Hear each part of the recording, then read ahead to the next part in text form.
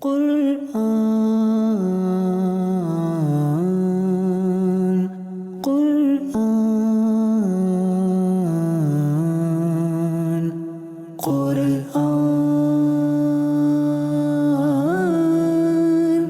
قرآن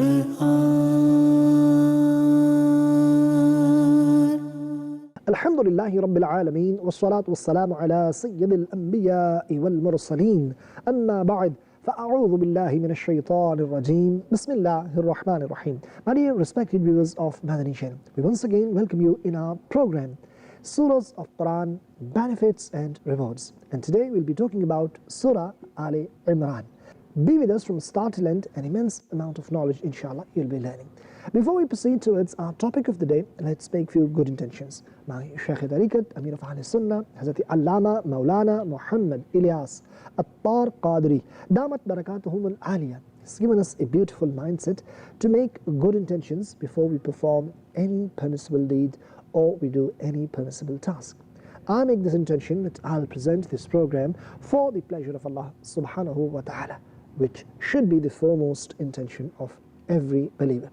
You make this intention, you'll be with us from start till end, you will watch it until the end, and you will remember what you learn, act upon, and pass this knowledge on to others too, insha'Allah Azza wa Jal. Respected viewers, as I earlier said, today we'll be talking about Surah Aal-E-Imran. Surah Aal-E-Imran was revealed in Madani Channel. It has 20 ruku' and 200 verses, ayahs. Aal-E-Imran, why is it named as Surah Aal-E-Imran? The reason of its name is because Al means progeny. In 5th ruku, verse 33 until verse 54, Hazrat Maryam radiallahu ta'ala an's father Imran's Al, progeny, their character and their excellences, they have been mentioned in this surah. That's the reason it is named as Surah Aal-E-Imran. Let's talk about the subject and some of the topics which have been discussed in this blessed surah of Quran. Mainly in this surah, the birth of Hazrat Maryam radiallahu ta'ala anha, and how she radiallahu anha was raised, and where Sayyidah Maryam radiallahu ta'ala anha would get food, rizq from Allah subhanahu wa ta'ala. There Hazrat Zakaria alayhi salatu wassalam stood and made dua. This is what is also discussed. The glad tidings of Sayyidina Isa ala nabiyina alayhi salatu wassalam's birth, which was given to Hazrat Maryam radiallahu ta'ala anha, this is also is discussed. Hazrat Isa alayhi salatu wassalam's mu'jizat, miracles, they have also been mentioned.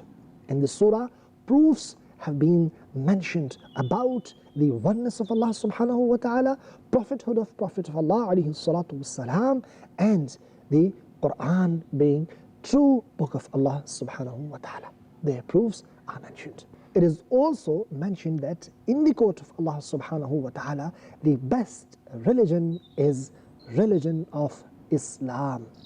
The account of day of Mithaq, when the promise from all Anbiya alayhim salatu wassalam was taken about Prophet Muhammad sallallahu alayhi wa alihi wasallam, and to help him, subhanallah, that ahad, that promise is also discussed in this very surah.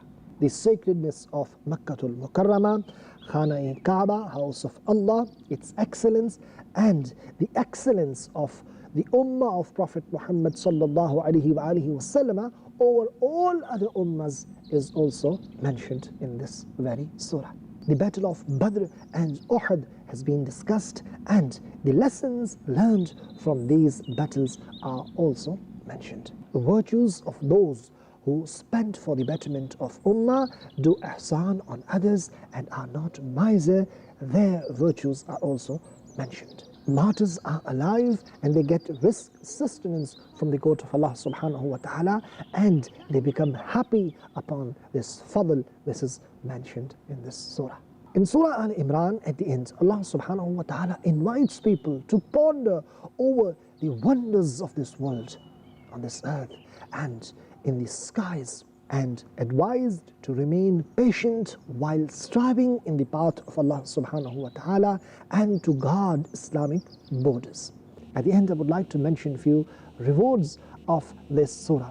Subhanallah. Sayyidina Uthman Ghani radiallahu ta'ala and says that the one who recites last 10 verses of Surah Al-E-Imran at night, for him reward of doing ibadah whole night will be written.